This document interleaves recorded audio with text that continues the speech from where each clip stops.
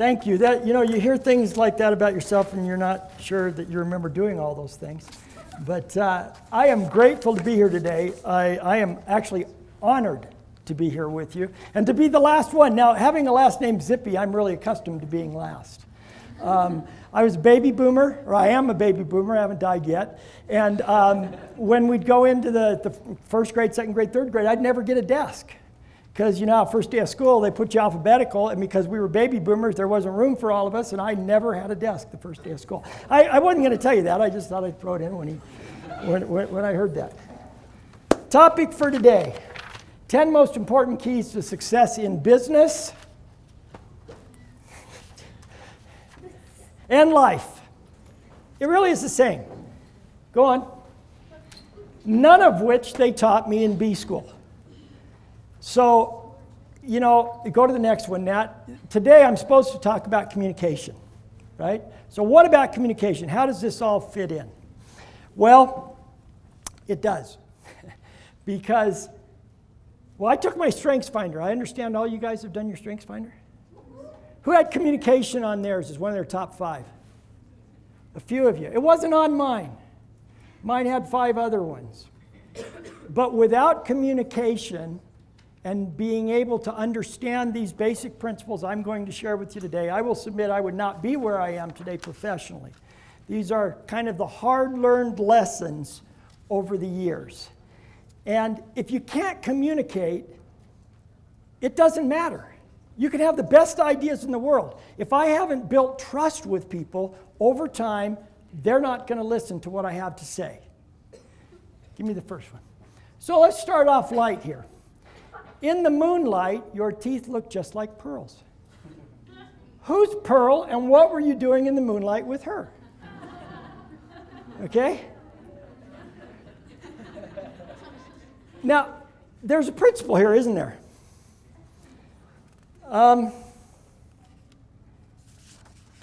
We've got to make sure, go to the next one, Nat. The single biggest problem in communication is the illusion that it has taken place. Just like those 2 people in the cartoon, it looked like they were communicating, but there was no communication that had taken place. Now, I'm going to give you this list of 10. When you look at them, some of them might seem not that earth-shaking when we unveil them to you. But people break these rules every day. And then those people who break the rules fall into 2 different categories. Some of them say, why am I not succeeding? They're the easy ones. It's because you're breaking the rules. But then those who keep the rules say, but here's somebody over here that broke all the rules, or several of them, and they seem to have done okay in business. They seem to have done okay in life. Well, they're going to be outliers. I'll tell you a story, and this is a presentation like this is a license for me to tell stories, which is a dangerous thing. But I've looked at people like that have been the rule breakers. And I remember once, several years ago, I said to my wife, maybe I'm wrong. Maybe you don't need to do all of these things to be successful in what you're trying to accomplish. Look at so-and-so, and they seem to have done okay. And here's my wise wife. She said, but think of how much better they might have done had they done these things as well. And I think she was right. So while these may seem simple, I'm going to tell you they're critical. So now what I want to do is tell you a story that goes with the attack of the killer sunbeams. I forgot to pull this out. I need my glasses for this one. This is an article from 1997. It was in the Journal of Collegium Aesculapium. Yeah, it's a mouthful. And it's written by a physician. He had gone to medical school at Georgetown in Washington, D.C., actually came here to Provo to do his residency. So he's from Georgetown, came to Provo. So here's the story that he tells. I had been up all night, was tired, and still had a long list of patients to see. My own diagnostic skills were dulled from sleep deprivation, and my milk of human kindness had begun to curdle. Will it ever end? I thought to myself as I ran through the next chart. The chart belonged to a 34-year-old mother named Betsy. Her presenting complaint was depression. Through my fatigue, I heard myself saying, not another one. Thoughts raced through my head of an earlier patient who took almost an hour to tell me her entire life story, a big stretch for her scheduled 10-minute office visit. I quickly gathered my thoughts and entered the room. I greeted Betsy and she shook my hand. She did not smile.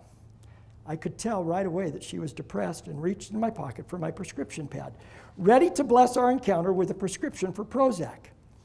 What's wrong, Betsy? I asked in a quiet, reassuring tone. Oh, Dr. Tubbs, I can't take this anymore. Tears began to flow down her cheeks almost immediately. I feel like everybody is out to get me. What makes you say that? I inquired. I'm sure I'm making more of it than there is. I try to be a servant of God and do what is asked of me, she sobbed.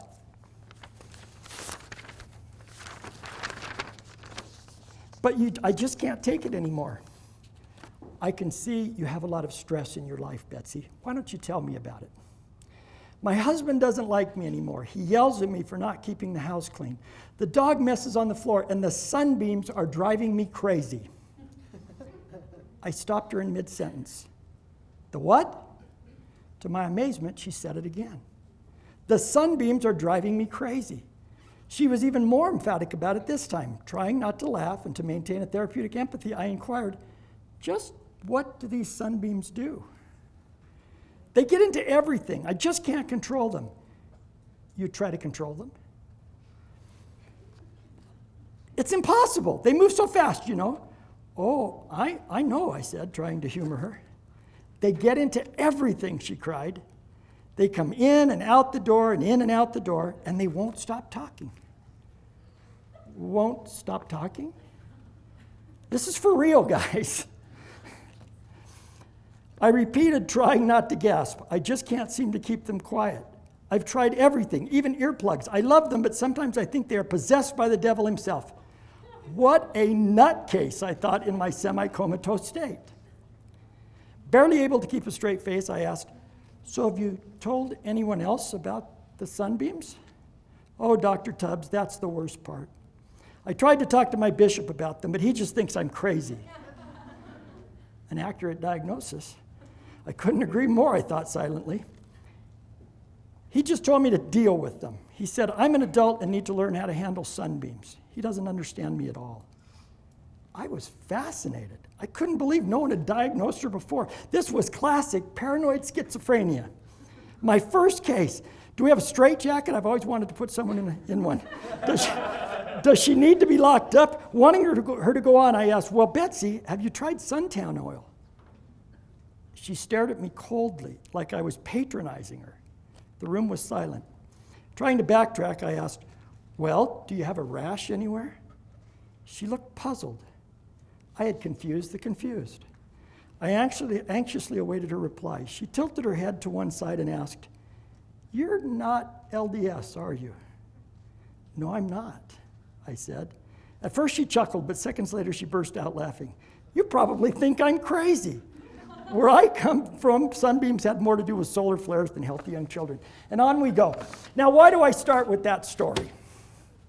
Because some of you in this room probably heard it from one point of view, and some of you may have heard it from a different point of view. So this is the first principle that we've got to get. Never assume context. And if you think of that story, you'll remember it. You can never assume context. Give me the next one now. Two things bother me here in Utah about people that assume context. One of them was illustrated in the story. Now I mentioned we lived for 20 years in Chicago. Very different than living here. We've been in Utah now for about a little over 11. Two very different contexts. Here in Utah, everybody assumes you understand the LDS faith, or far too many people do. And the second thing is, they assume you're Republican and that you agree with their political views. That is not necessarily a good context to start from. So never assume the context. Now, let me give this into a closer to a real life one for me. When I had been out in the business world, well, after my graduate school, for about 2 years, I was working for a man by the name of Kelly Gallagher. And he was actually younger than I was. And he was the president of the company. And he sat me down after a while of working for him, and he said, "You have got to slow down." I said, "What do you mean?" He said, "When you get into a business conversation with us internally, your mind is moving so quickly you think we're keeping up with you, and we're not. And so we can't get to the conclusion as fast as you can." I was assuming context. I thought they were right with me. It was basic stuff to me, and I didn't give them a chance to match their context to mine. So I was assuming context, and that was causing damage to me. And he was pretty good about it. And he taught me, and I thought, okay, lesson learned. I'm human. 10 years later, give you another real life. You're going to get some of my goods and some of my bads. I've been in business now for about, I graduated grad school 33 years ago, and then had done some things in between undergraduate and graduate school. So about 10 years after this conversation where I said, okay, I hear you, I learned it, let me slow down. Was living in Chicago, working for a company in Beaverton, Oregon, in the Portland, Oregon area. Was running the eastern United States, and I'd go out about once a quarter to meet with the other execs of the company at our corporate headquarters. And can still see it to this day. I'm in a conference room with all the other execs, and I get into an argument, a business argument, with the CEO. And I got to tell you, the honest truth is, he was wrong, and I'm not just making that up. He was wrong, but I got into an argument. And after, I don't know how long it went on, and I think, I can talk pretty loud. And I was probably gesturing. Family says to me, "Look out, Dad's gesturing, we're in trouble." My boss said, "Zip, Zip." That's what people call me sometimes. He said, "What do you do for a living?" I thought, that's a really strange thing to say when I'm in the midst of this heated conversation with the CEO. So I think I ignored him, and he said, "Zip, what do you do for a living?" And at the time, I was running sales for the Eastern United States. I said, "I sell." And he said, "Then knock it off and start selling." Because in sales, the first thing you've got to do when you're doing corporate type sales, and that's the kind of sales I did for much of my career, is you've got to set the context. You've got to make sure you guys are all starting from the same baseline. If they don't agree with your baseline, you're never going to get anywhere. And so he said, then start selling. Now, thankfully, that was like 1994 or so. I don't think I've messed that one up again. That's your first one. Never assume context. All right. Anybody think they know what this picture portrays? I'm going to tell you, but raise your hand if you think you know what it is. Yeah? Go ahead and tell me. Is it the gold rush? It is. Where? California. California. It depicts the California gold rush. From 1848 to 1858, they took 750,000 pounds of gold out of California. That's $13 billion worth of gold. Now here's the principle we want to get from this one. Had the gold always been there? Yeah. I mean, for a few hundred years, for a few thousand years, in history, in human history, it had always been there. None of it got taken out until 1848, and then in 10 years they take all this gold out. Up until 1848, no one had noticed it. California had been this sleepy outpost of Mexico. Overnight, it turned into the most interesting person in the room, didn't it? It's what made California a state. It's what got California taken from Mexico. It's got all kinds of things to it. But the gold had always been there. So what's principle number 2? Everyone has a story, or like California, value. Our job in communicating is to find that story. And if you do it right, I'll tell you what, it's a lot of fun. It's fun in business. It's fun in life. I'm going to tell you two stories from my career again, two more. This one was about, I'm going to say 6 or 8 years ago. Had a sales rep that worked for me. He had a deal he was trying to close in, I think it was in California. I can't remember where we were. And he took me in to meet the CEO. And he said, okay, your job is to close this. I got it all teed up. Will you close it? We've got an hour. No problem. So I walk in, I sit down with the guy, and during the pleasantries, it comes across that he's had a very interesting day. They've just signed the paperwork to sell his company. A company that he'd started 7 years earlier. And so I started asking him questions. And do you think he felt pretty passionate about that company he'd built from nothing to 7 years to be able to sell it, probably for a whole lot of money? It's probably on his mind. It's part of who he's been. And it's sort of an emotional thing. I've been parts of companies where we've sold the company. It's emotional on the day that you actually sign that paper and say, we're moving on from that one now. And so I kept talking to him about it, and he explained to me, it was absolutely fascinating. I said, well, how'd you start the company? He said, that's an interesting question. He said, back then, we went on Lycos. That's how old this thing is. Anybody even know what Lycos was? Anybody know what Google is? Lycos was Google before there was Google. And the difference in what they did is they would publish on a regular basis what are the top keyword searches. You could just look it up. What are the top keyword searches for the last month? So he said, my buddy and I, we decided we'd find out what the top keyword searches were for things to buy on the internet. Now, people hadn't started selling stuff 15 years ago very much on the internet at all. And so I said, well, then how'd you end up? They were selling, it was a site for things for babies, strollers and all the other stuff you do for babies. I said, how'd you decide on babies? He said, we looked at Lycos. He said, the number one search term that had to do with buying durable goods was bicycles. I said, well, then why didn't you do bicycles? He said, because we looked into it and you couldn't sell bicycles over the internet because they need repairs and you need a physical presence. You need brick and mortar. So we went down the list. And he said, baby stuff. So he started a company. He told me how they had to build all their own systems from scratch because nobody was selling online. I'm sitting there, we're 50 minutes into this. I got him talking. I'm loving it. He's loving it. My rep is ready to fall out of his chair because I'm down to 10 minutes. I knew we had the sale because we were bonding. I was genuinely interested in what he'd accomplished, and it was something that he was very interested in as well. So in the last 10 minutes, we talked a little bit about the deal, got it done, and moved on. I'll tell you another one. This one just happened a few months ago. I was down in Tampa, Florida, a place called Gte Financial, and was down there basically for the same purpose. And I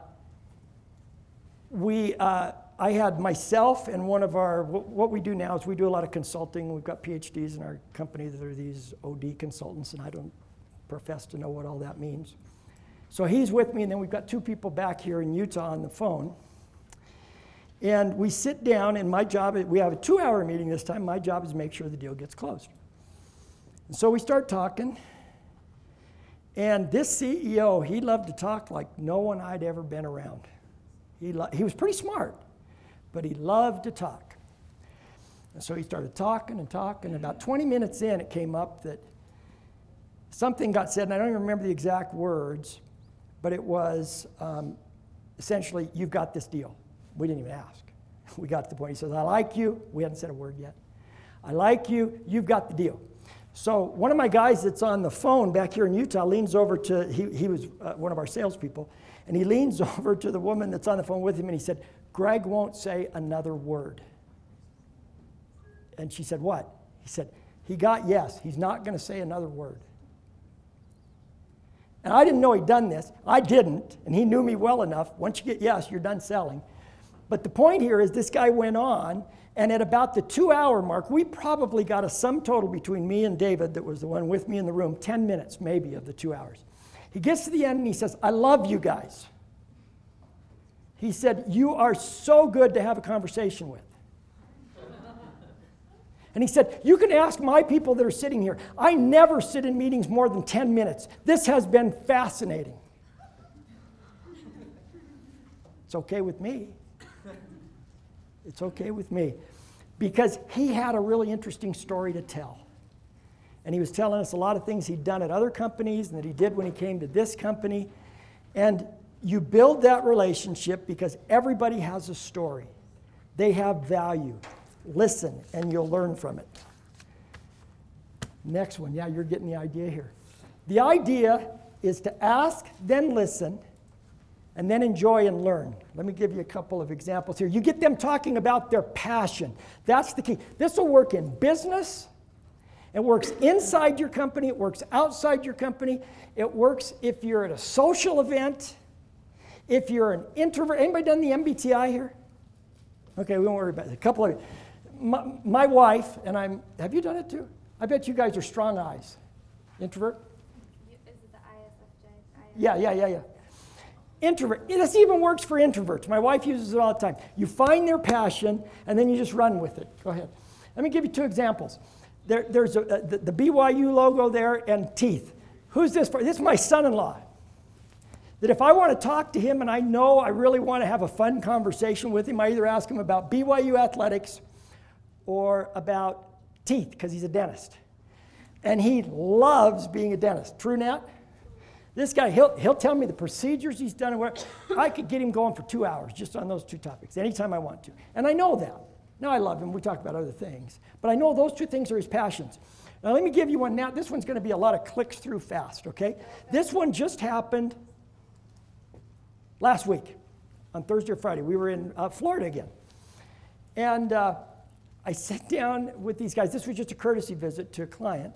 And they had hired a new PhD to help work with our stuff. And so this is going to be a 10-minute conversation. Here's what I got this guy to talk about. He asks us, where are you from? Utah. Oh, I love Utah. Well, what do you do in Utah? I go skiing there. I go in the summertime and I go in the national parks. Now this is all going on. So then we talk about, he says, the reason I got there is because I used to live in Las Vegas. Oh, you lived in Las Vegas.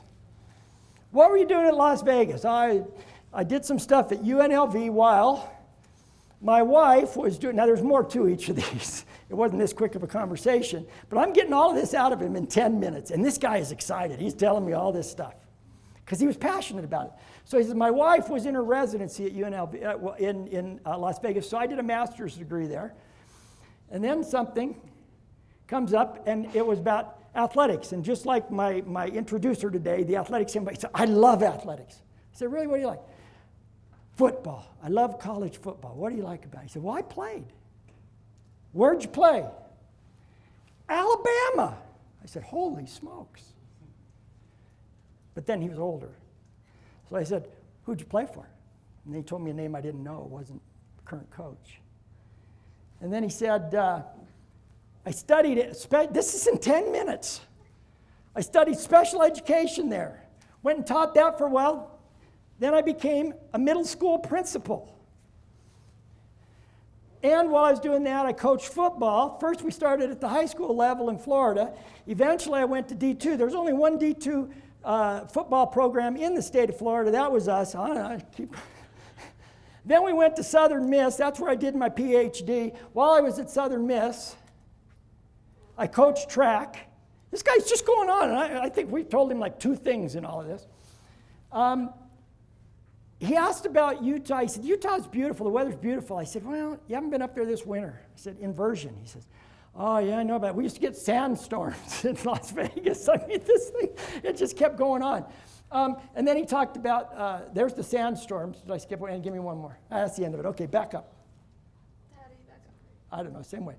So, yeah, the back button. This guy was passionate. And by the end, he said, I love you guys. I'm going to look forward to working with you. You know? And it was so much fun to find out these things. Like I said, I gave you the short version, I think I did, of what he was trying to share with us. And it was just delightful. And I could have spent half an hour on each one of those topics that he gave. And he was fine. He may be unique. In my 30-some years, I don't think I've had anybody that easy to give me that much that quickly. So you ask, you listen, you enjoy, and you learn. Okay, next one. Nat, are you queued up for your first one? So ready. All right. How many of you have seen The Intern? Just a few? All right, here's a spoiler alert. Sorry, I'm going to draw a few clips from it. Now, I don't know if The Intern is about communication. I don't think it's for communication fundamentally. Those of you that have seen it, what do you think it's about that maybe not communication? What would you give me one word? The Intern? What about? Go ahead, there's no wrong answer. Well, it's just about how she was able to overcome all these trials and start a big, huge company, and then having someone with fresh eyes and experience come in and help her out. Yeah, so she started a company, took it from nothing to something, and then brought in the fresh eyes. And what developed between those two people, those of you that have seen it? Friendship, relationship, right? You build relationships by communicating, so that's why we're going to use The Intern here. But it will be a spoiler. You're going to see 4 or 5 really quick clips. But I want you to look at them because I think they illustrate this. Now, what happened is I was working on this presentation, trying to put something on it to frame it, and I was on an airplane, and I happened to, this was one of the free movies, so I watched it, and I thought, wow, as I'm watching it, and it's probably because it's what was on my mind, this presentation, but I thought, well, that'll fit, and that'll fit, and that'll fit. So that's what we're going to use, okay? So, Nat, give us clip 1. You know, he kind of messed it up, right? Give me the next slide now. What medium should we use? I think that's a question we always have to ask ourselves. We've got listed up here several different things, you know, various mechanisms we have for communicating in the 21st century. Letters, I bet you don't use that one very often, the old snail mail. Email, text, social media, Skype, even telephone. Now, what's the problem when it's, well, I'll just leave it with that. What can be the problem with using these? And I want feedback. Yes, sir. Well, I actually have an example. Okay. So I'm a manager at IHOP, and we keep a log. And I had written something that I thought was funny in there. And I go into work yesterday, and my general manager sits me down. He's like, Daryl, that was really offensive of what you said in the log. And I'm like, oh, that was totally a joke. And so he's like, oh, I couldn't tell. Yeah. And so sometimes in text messages or emails or even letters, you can take it out of context because there's like even a period or like an exclamation point or something taken way out of context. That's perfect. I don't know how many of you heard him, but they told me I have to repeat the answers. But that was a great answer, so I'm going to repeat it back because then they get it on the video. Is that essentially he'd done something in an email, was it? It was a log. In a log that he thought was funny. And it probably was to him, and he's just looking at it. And then his boss came in and saw it and said, that wasn't funny at all. That was, in fact, it was offensive. The problem is, if you've never looked at something you've written like that and thought, is my intent going to go through? Then you should have, because we've all done it. And it's one of the dangers of trying to communicate this way, the more important something gets. Give me the next slide here. Hunters, please use caution when hunting pedestrians using the walk trails. Now, it made sense to the person who wrote this. And if you stop and think about it, you know what they were trying to say. So it's funny. But it's not what they were trying to say when we read it literally. So if you haven't checked some of those things you've written, you can be misinterpreted. Give me the next one, Matt. Attention. Attention. Toilet only for disabled, elderly, pregnant children. So I guess it's not for anybody. You know, it looked right to them, didn't it? It looked right to them. So what that says is, well, let's go see what happened when Ben tried to get on Facebook. What's the irony of that clip? What were they doing? They became friends. What were they? Were they over Facebook? But we spend all, well, you guys don't. You guys have given up Facebook years ago, right? You're on Insta and all those. See, I'm pretty good. Insta. But the irony is we have all this social media, and how did two people really come together? It happened to be over putting him on Facebook, but you can see that relationship start to form. So, face-to-face is still and always will be the best. Now that just might sound like an old curmudgeon to you. When I started in the business world, there was no email.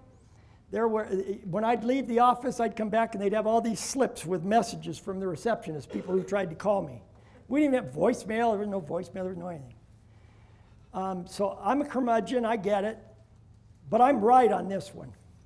Face-to-face is and always will be the best for communicating.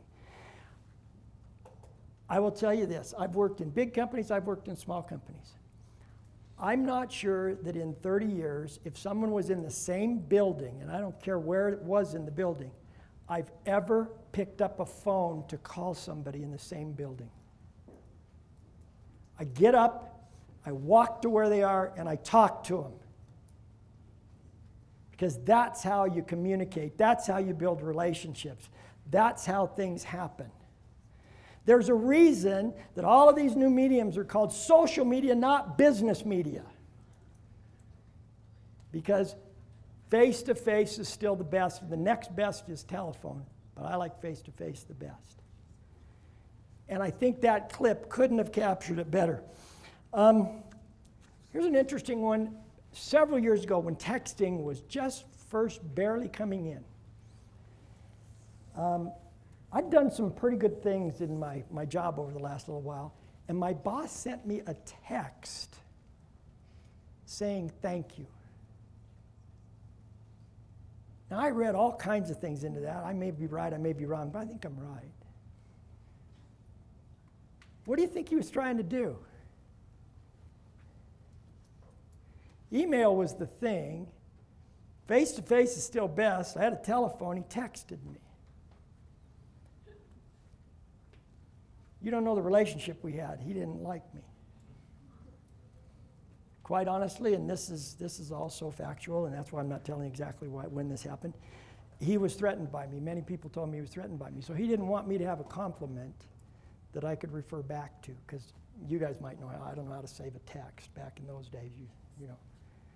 Yeah, I could have Snapchatted it. Yeah, I don't think that was there then. But, you know, how we communicate with people speaks volumes. If you take the time to go talk to them face-to-face, that's why it's best, because you're showing a respect for them. So face-to-face is best and always will be. Let's go to the next one, Nat.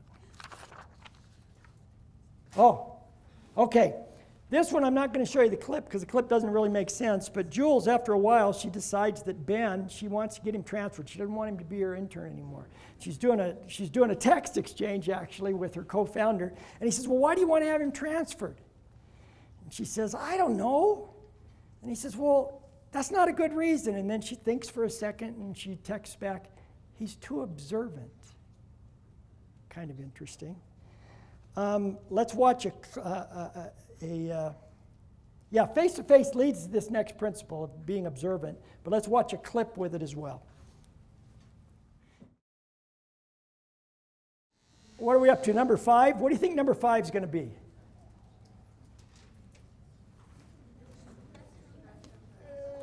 You're close. Go ahead. Communication goes way, way beyond words. Now, I'm going to tell a couple of quick stories here. How we dress matters, how we carry ourselves matters, our work environment matters. Let's go with that one. Is a t-shirt appropriate at work? It depends. That's the right answer, actually. It depends. That was sort of the loaded question. But make sure you dress not for the job that you have. What do you dress for? The job you want. So you want to just be a little titch up there. And it matters. It matters how you dress. You don't want to be too far off. You don't want to be so like, you know, for example, In my company, the techs all wear T-shirts. We came to the Christmas party, they were all wearing T-shirts. That is completely appropriate. They're programmers. That's what they do. It would have been completely inappropriate for me to come to the holiday party wearing a T-shirt, right? Because it depends on what your role is.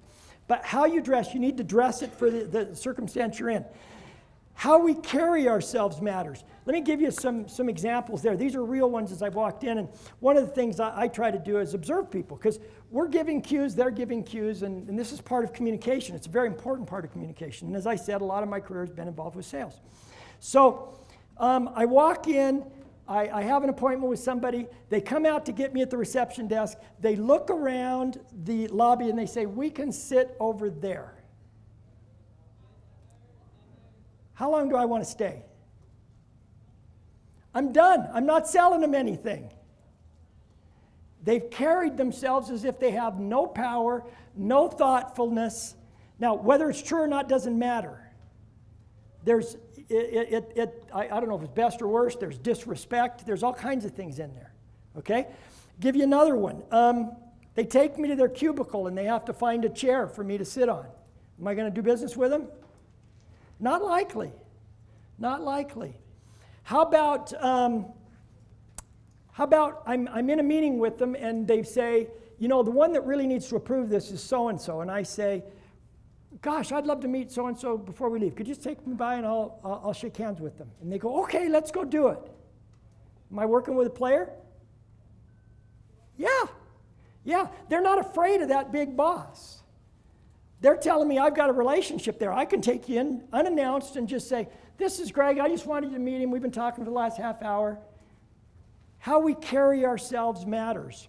Our work environment matters. I'm going to skip one of these. Years ago, when we lived in Chicago, I'm going up to a sales call. I can't remember what company it was. And they pick us up, my rep and I, at the front desk. And we go walking into where they're going to meet with us. And we're walking past row after row of these permanent cubicles. This is like 30 years ago, and even 30 years ago, these were passé. And they're all empty. This is an old manufacturing company. And they walk us, I swear to you, we walked past 100 of these empty permanent cubicles.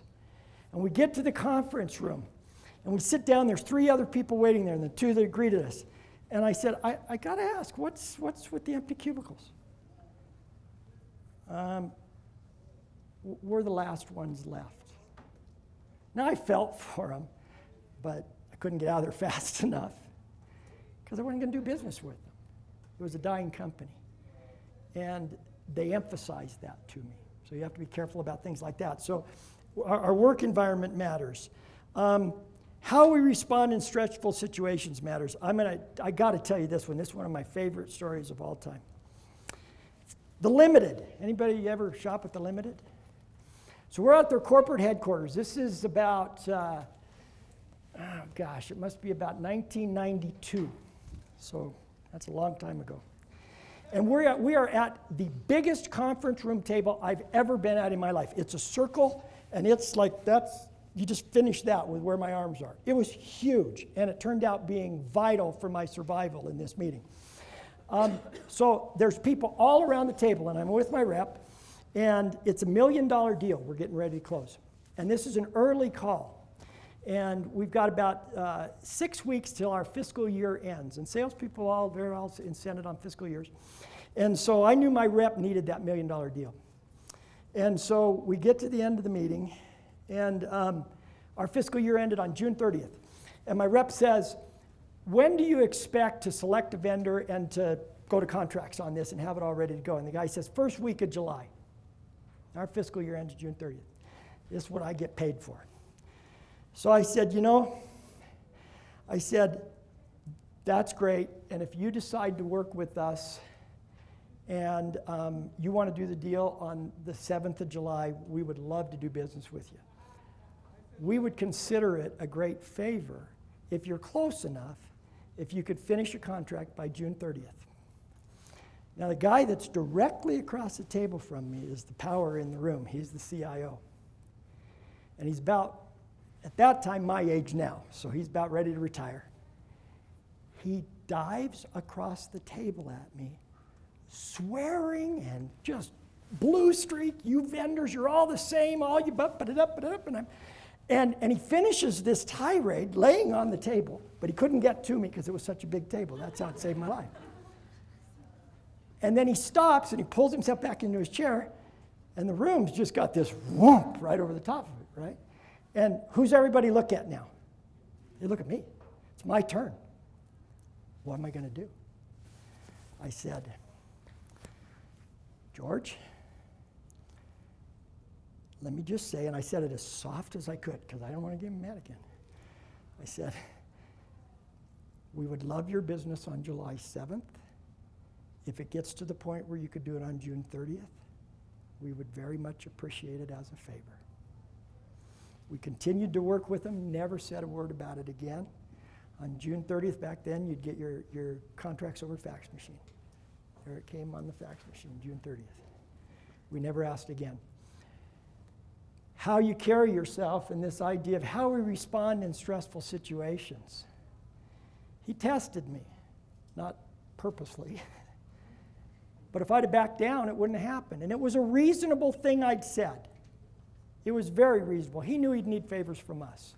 So communication goes way beyond the words. Now I'm going to have to hurry through these last ones. Go ahead, Nat. They're a double-edged sword, this idea of the things that go beyond words, because cues are coming from others and we're giving cues of our own. Go ahead, Nat. Does intent matter about the cues that we give and get? I'm going to tell you, not very much.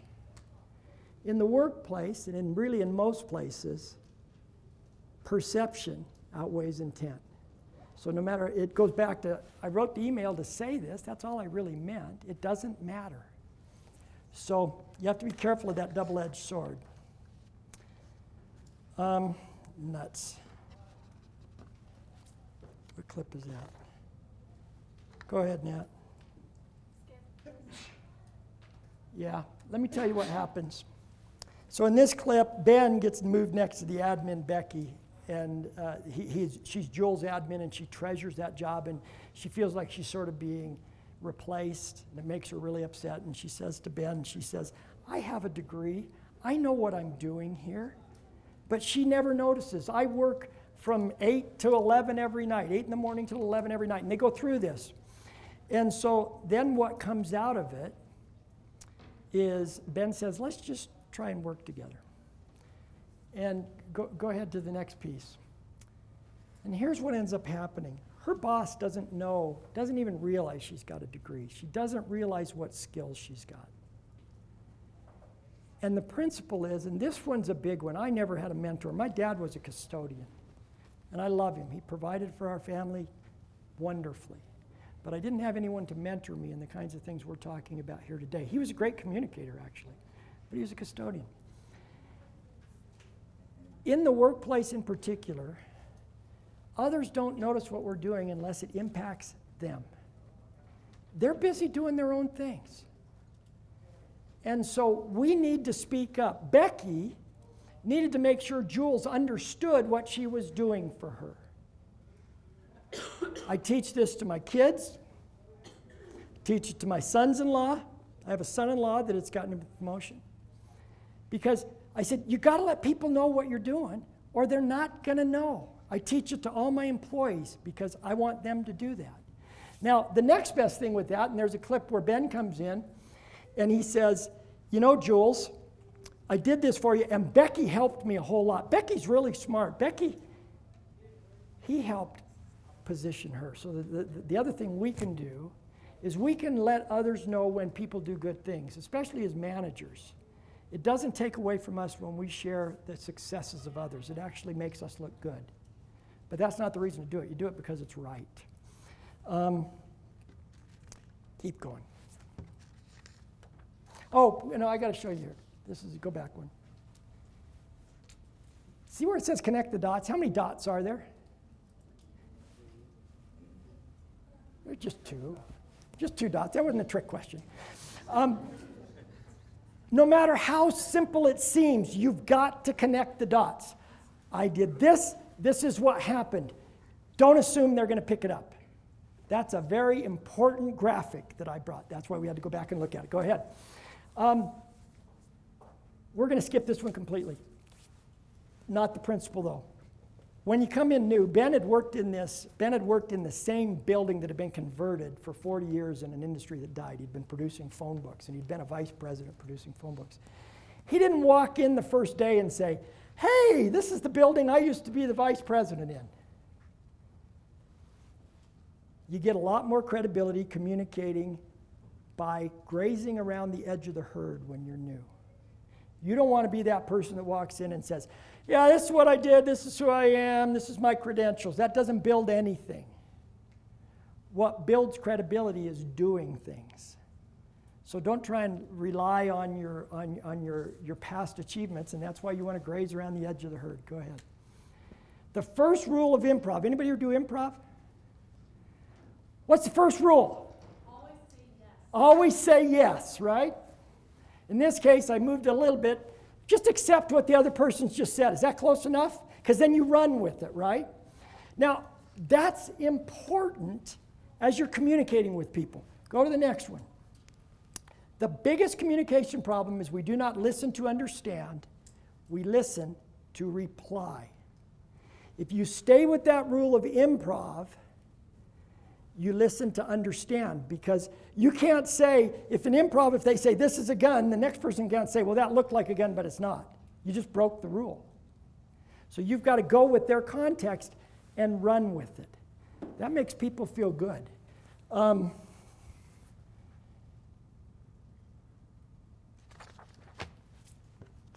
with me for a minute. We skipped a lot, didn't we?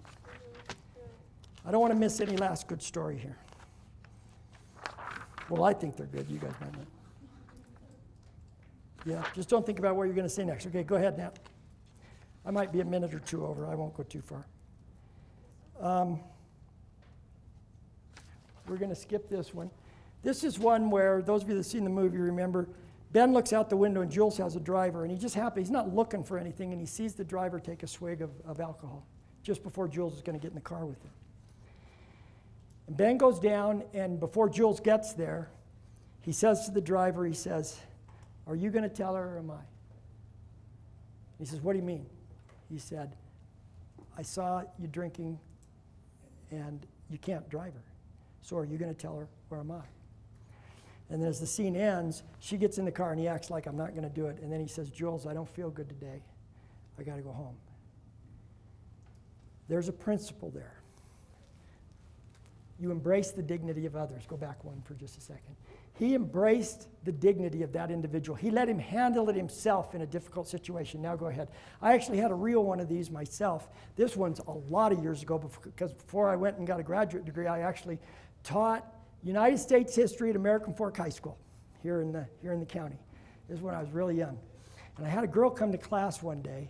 I grew up in California, so I was around a lot of stuff, if you get my drift. I grew up in the 60s, and boy, that was really... and she came to class, and she had clearly just been smoking pot. And I waited till the class ended, and I called her up to the desk, and I said, I can't remember her name even, and I said, so-and-so. I said, let's just assume I don't know what I'm talking about. But I said, don't you ever come back to my class again in this condition. She said, what? I don't know what you're talking about. I said, listen to me again. Don't you ever come back to class again in this condition. And she said, okay, and she left. The next day that she was in class, after class ended, she came up to me and she said, Mr. Zippi, because that's what they used to call me back then, thank you for doing that. I won't. I let her maintain her dignity. And that is really important as you work with people. Give me another click here real quick. I have never fired anybody. I've been a manager for a lot of years. Now, what does that mean? You only fire people if they do really stupid stuff. Sometimes you counsel them that they're not in the right job, and that allows them to maintain their dignity. And there's a big difference in that. So you work with them to see, this isn't a good fit, you're not happy. This one's true. I haven't had to let a lot of people go over the years that way. But about 6 months ago, I had a guy call me that I'd had to do that with about 3 years ago. And he said, and he called out of the blue. And I saw it, it was still on my cell phone. It popped up with, oh boy, this will be a good one.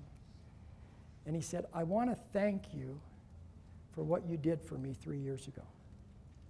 Because you explained to me that I was in the wrong job. And I was not happy with you that day. And he said, now in hindsight, there are two things. One is you should have done it 3 months earlier. And two is, I've never been happier in my life. I hope I tried to help him maintain his dignity. And that's an important part of communication. Go ahead, Nat. The last one, and I said 10, but this is 9, I'll explain, is know where you fit. I'm going to give you a blunt one, and you guys may hate me for the whole presentation for this. One of the things that we've taught our millennials, and I would consider everyone in the room here a millennial except for me, is that you can go out and you have a say, and and I think most of what we've taught you is good and right. Sometimes it's not in your sphere of control yet. Sometimes we have our millennials come to us and they've been with us for about 6 months and they want to talk to us about what the strategy of the company should be. Stay where you have control. Shoot. Where's my... Should I just wrap it up or can I go another minute or two? You tell me. Just a couple? I got great stories. Which one do I want to tell? I'll just tell this simple one. I've got an intern right now that's working for me. We're getting ready to go international. We've got a pretty good coverage of the United States and Canada. We want to go into Western Europe. So believe it or not, I hired an intern to help me do it. And he is doing, I gave him kind of the guidance, and off he goes. Every day, he's there 3 days a week. Every day before he leaves, he gets to talk to me for 10 minutes and tell me what he's done, what's worked, what hasn't worked, or he sends me an email. And when he runs into problems, he comes and says, this didn't work that we talked about, this is what I want to try next. That is where your control is.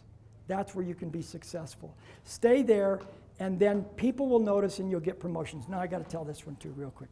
This one, and I'm uncomfortable a little bit with this one because it's a good one about me early in my career. So I'll just tell you that up front. I joined a company right out of graduate school that was, they did lots of financial service kind of stuff, and they'd take money from moms and pops, and then they'd invest it in things. They'd buy big buildings, they'd lease equipment, they did all kinds of things there. My second assignment there, they came and they said, okay, we want to sell these buildings, but we don't know what they're worth. And when you have a big building with a lot of tenants, you just have to say, what are the rents? And they had this piece of paper, and they said, go fill this out for every building. And it took 3 days to do one of the piece of papers. And I had my HP 12C, which even sounds old to you guys, and I thought, I don't want to do this. And so I went to my boss, I said, is there a computer somewhere here? This is 1983. I said, somebody have a personal computer I can use? He says, well, they gave them to all the managers. I don't know what mine does. You can use it, but you have to sit in my office because I'm not giving it up. It was this prestige thing, them having computers. And so I went in and I wrote this well, I didn't know what a spreadsheet was. I knew how to write BASIC at the time, and that was my original plan. And then I saw this spreadsheet on his computer called Lotus 123, which was the precursor to Excel. In fact, they owned the market before Microsoft decided they wanted to own it. And so I sat there, and it took me about a week, and I built this thing in Microsoft Excel. You'd look at it now, you'd laugh at it. You could do once I finished with it, you could do a building in 10 minutes.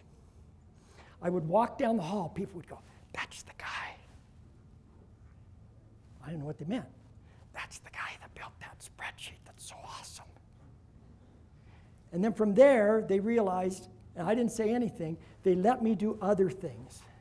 Along the way, they said, we've been borrowing money to finance buildings, and we don't have any procedure to it. Can you go fix that? So for 6 months, they said, we're going to buy this building. We need you to get a loan for $8 million, it needs to be at this interest rate, and we need it in 90 days. Can you go get it? And then they'd commit like a whole bunch of millions of dollars based on little old me right out of graduate school going and getting that loan. I went and got $108 million in 6 months for 8 different buildings. They let me do that because I stayed in my sphere. Then they bought a savings and loan, a dying savings and loan, and they decided who knew more about loans in the company than me. And they said all they wanted to do was be able to make loans. They didn't want to hold their portfolio. They said, you take the portfolio, figure out what it's worth, and sell it.